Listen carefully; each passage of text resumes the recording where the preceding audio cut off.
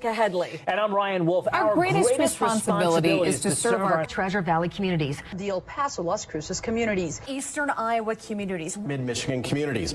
We are extremely proud of the quality, balanced journalism that CBS 4 News produces. But We are concerned about troubling and irresponsible, one-sided news stories plaguing our country. The sharing of biased and false news has become all too common on social media. More alarming, some media outlets publish these same fake stories without checking facts first. The sharing of biased and false news has become all too common on social media. More alarming, some media outlets publish these same fake stories without checking facts first.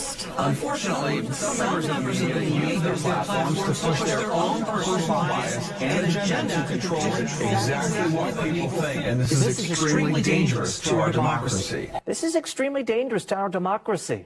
This is extremely dangerous to our democracy. This is extremely dangerous to our democracy. This is extremely dangerous to our democracy. This is extremely dangerous to our democracy. This is extremely dangerous to our democracy.